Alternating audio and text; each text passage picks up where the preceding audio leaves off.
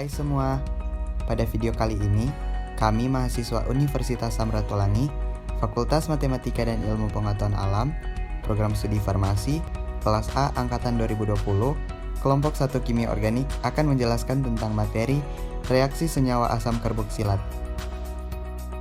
Kelompok 1 terdiri dari 14 anggota, yaitu Tasya Kalalo, Julio Kamasaan, Juvan Karantung, Airin Sompotan, Shalom Itanayoan, Rachel Sumampo, Nilu Nurbaya Santi, Priscilia Mintadoa, Ariel Wagyu, Supriyani Ripkamala, Rizal Medika, Santika Van Gobel, Dave Ngantung, dan Marsha Lawandi. Yang pertama yaitu pengertian. Asam karboksilat merupakan senyawa organik turunan alkana dengan gugus fungsi COOH dan rumus umum NH2NO2. Gugus fungsi COOH memiliki nama lain gugus karboksil yang merupakan gabungan dari gugus karbonil CO dan gugus hidroksil OH. Senyawa asam karboksilat terbagi menjadi dua golongan, yaitu senyawa alifatik dan aromatik. Pada senyawa alifatik, apabila satu atom H dikeluarkan, diperoleh gugus alkil yang disingkat R. Sementara itu, gugus fungsi yang berasal dari cincin senyawa aromatik dinamakan gugus aril yang disingkat AR. Oleh karena itu, rumus fungsi asam karboksilat ada dua, yaitu RCOOH untuk golongan alifatik dan ARCOOH untuk golongan aromatik.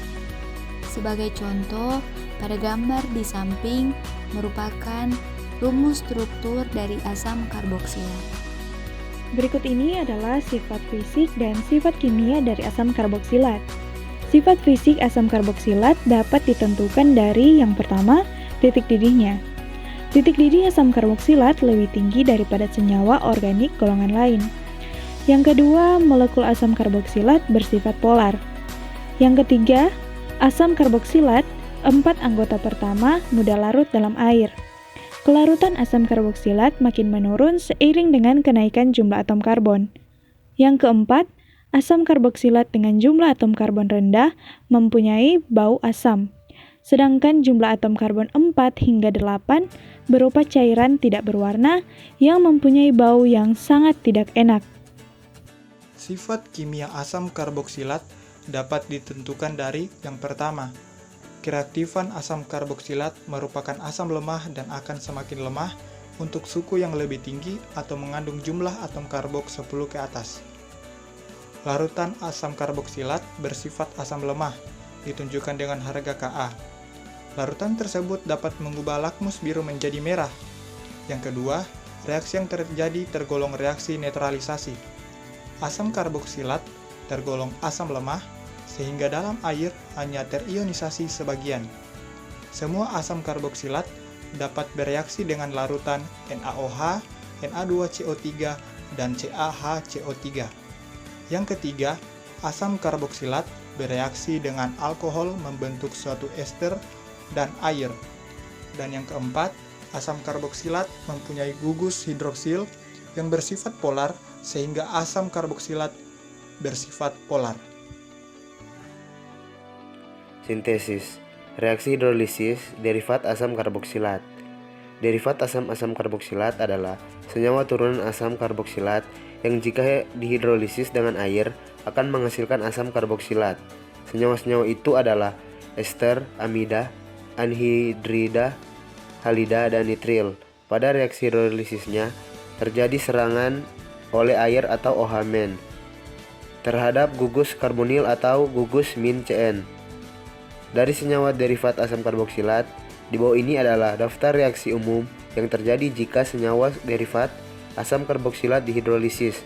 Yang pertama, anhidrida. Yang di bawah itu contoh reaksinya, dan ester di bawahnya itu juga contoh reaksinya.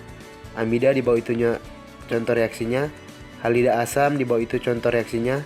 Nitril di bawah itu contoh reaksinya. Dan yang berikut sintesis reaksi oksidasi. Alkohol primer. Yang di bawah itu contoh reaksinya. Beberapa zat pengoksidasi yang dapat digunakan untuk mengoksidasi alkohol primer menjadi asam karboksilat adalah: yang pertama, kalium permanganat tambah basah. Dengan hasil itu contoh reaksinya. Dan yang kedua, NO3 pekat dan panas. Yang ketiga, asam kromat H2CrO4 dibuat dengan cara mencampurkan CrO3 atau Cr2O7 dengan H2SO4 dalam air. Yang keempat, kromium trioksida atau CrO3 yang dikomplekkan dengan piridina atau piridina tambah HCl. Pada prosesnya, pertama alkohol primer akan dioksidasi menjadi aldehida. Aldehida lebih mudah dioksidasi dibandingkan alkohol, sehingga biasanya reaksi oksidasi akan berlanjut menghasilkan asam karboksilat. Kekurangan reaksi oksidasi alkohol primer ini adalah membutuhkan agen pengoksidasi yang kuat seperti yang KMnO4, sehingga dalam alkohol yang kita oksidasi tidak boleh ada gugus fungsi lain. Tetapi reaksi oksidasi alkohol primer tetap menjadi reaksi utama di laboratorium untuk mensintesis asam karboksilat. Hal ini disebabkan karena jumlah alkohol yang tersedia banyak dan cukup murah harganya. Selanjutnya, pada sintesis asam karboksilat terdapat reaksi aldehida. Oksidasi aldehida bisa berlangsung dengan agen pengoksidasi yang lemah seperti Ag+. Oleh karena itu, dalam reaksi oksidasinya boleh ada gus fungsi lain. Selanjutnya juga terdapat reaksi alkena, yang dimana untuk menghasilkan asam karboksilat dari alkena juga dibutuhkan agen pengoksidasi yang kuat. Reaksi ini selain digunakan untuk mensintesis asam karboksilat, juga lebih banyak digunakan sebagai alat analisis. Dan yang selanjutnya dapat dilihat pada slide adalah reaksi dari alkyl arena. Selanjutnya ada reaksi Grignard. Reaksi Grignard adalah suatu reagensia Grignard RMGX dengan karbon dioksida, baik bentuk gas maupun es kering, dan merupakan metode yang paling sering dipilih untuk membuat asam karboksilat. Reaksi suatu alkyl halida dengan reagensia Grignard menghasilkan asam karboksilat yang memiliki atom karbon satu lebih banyak dibandingkan alkyl halida. Reaksi ini dapat dipakai untuk pemanjangan rantai karbon pada asam karboksilat. Dapat dilihat pada slide, terdapat reaksi-reaksi Grignard pada bagian kanan. Selanjutnya ada tata nama asam karboksilat. Cara yang pertama yaitu IUPAC. Pemberian nama asam karboksilat dilakukan dengan mengganti akhiran A pada nama alkana dengan OAT. Contohnya pada metana, nama asam karboksilatnya menjadi asam metanoat. Pada etana, nama asam karboksilatnya menjadi asam etanoat. Untuk rumus struktur lain, tentukan rantai utama atau rantai dengan jumlah atom karbon paling panjang yang mengandung gugus karboksil. Contohnya ada pada gambar berikut. Rantai utama 5 atom karbon atau pentanoat. Kemudian tentukan substituen yang terikat rantai utama. Di sini dapat dilihat ada gugus alkil yaitu metil. Kemudian penomoran substituen dimulai dari atom C gugus karboksil. Contohnya dapat dilihat pada gambar berikut.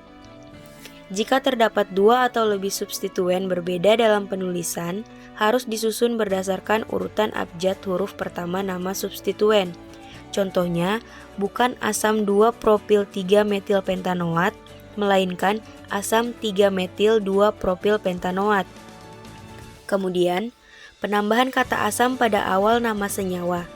Contohnya, nama asam 3,4 dimetil pentanoat. Kemudian, awalan di, tri, sek, ters tidak perlu diperhatikan dalam penentuan urutan abjad, sedangkan awalan yang tidak dipisahkan dengan tanda hubung antara lain iso dan neo diperhatikan dalam penentuan urutan abjad. Contohnya, bukan asam 3-neopentil 2-metilheksanoat, tetapi asam 2-metil 3-neopentil heksanoat. Selanjutnya ada trivial atau nama umum. Yang pertama tak bercabang. Berikut ini ada daftar nama trivial beberapa asam karboksilat yang tidak bercabang. Yang pertama, rumus struktur HCOOH, nama umum asam format. CH3COOH, nama umum asam asetat. CH3CH2COOH, nama umum asam propionat. Yang kedua yang bercabang, A. Tentukan rantai utama atau rantai dengan jumlah atom karbon paling panjang yang terdapat gugus karboksil. Berikut adalah contohnya. B. Tentukan substituen yang terikat pada rantai utama.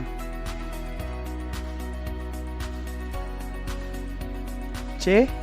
Penambahan kata asam pada awal nama senyawa. D. Penomoran substituen dimulai dari atom karbon yang mengikat gugus karboksil dengan huruf alfa, beta, gamma. Berikut adalah contohnya. Selanjutnya yaitu reaksi asam karboksilat dengan basa.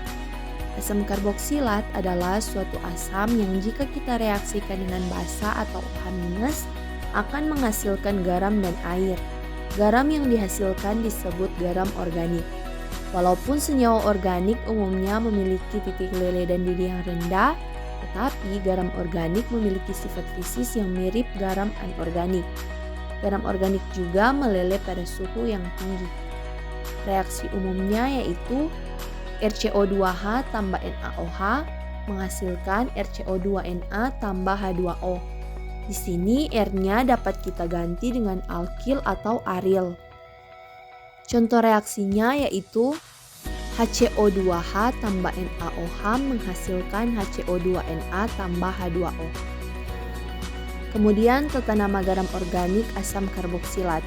Cara memberi namanya sangat mudah yaitu nama kation dari basa ditambah karboksilat, kemudian hilangkan kata asamnya. Contohnya yaitu HCO2Na menjadi natrium format berasal dari asam format. Di sini juga ada gambar yang dapat kita lihat yaitu natrium benzoat berasal dari asam benzoat. Contoh selanjutnya yaitu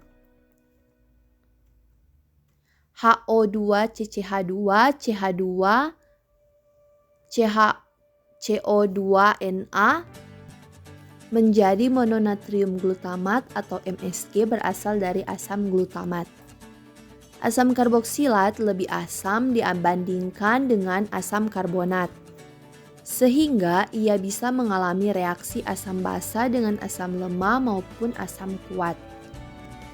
Sedangkan fenol atau suatu senyawa alkohol hanya bereaksi asam basa dengan basa kuat seperti NaOH, dan alkohol lain bereaksi hanya dengan basa yang lebih kuat seperti NaNH2.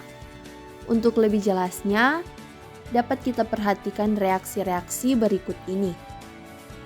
RCO2H tambah NaHCO3 yang merupakan suatu basa lemah menghasilkan RCO2Na tambah H2O.